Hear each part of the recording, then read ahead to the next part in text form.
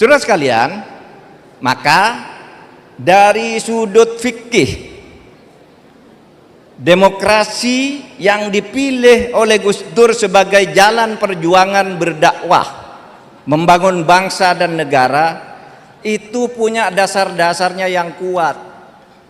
Apakah boleh Pak mendirikan negara Islam? Boleh, tapi juga tidak harus. Oleh sebab itu di luar itu ada negara Islam namanya Brunei, ada kerajaan Islam Malaysia, ada kerajaan Islam Arab Saudi, tapi ada republik rakyat Islam juga.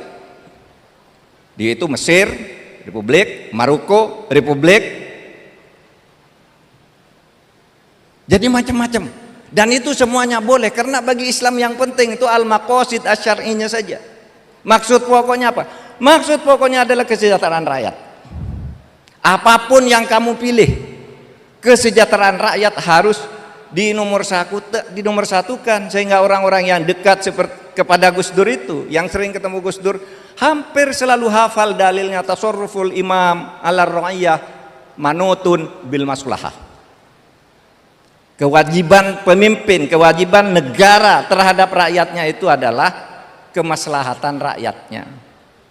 Dan kemaslahatan rakyat untuk Indonesia yang pluralistik, yang begitu banyak suku dan agamanya, kemaslahatannya itu harus dibangun dengan demokrasi.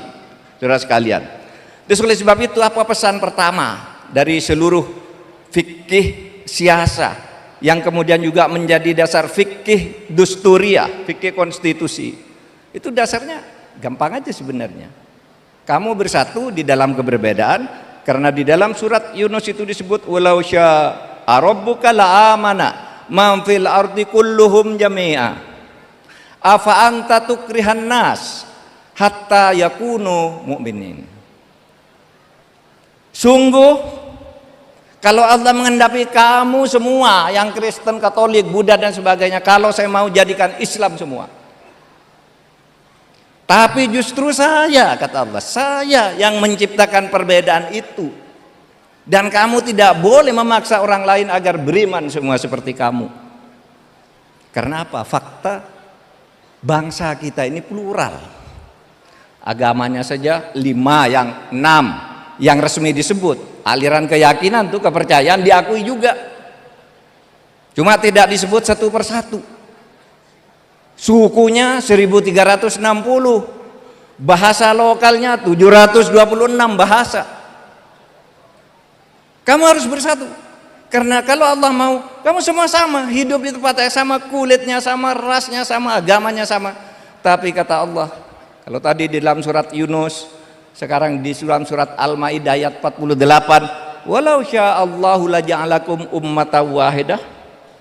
Kalau Allah mau, kamu saya jadikan satu semua, satu jenis, satu agama, walakin liyabluwakum, tapi saya yang membuat perbedaan itu untuk menguji kamu, apakah dalam keberbedaan kamu bisa bekerja sama.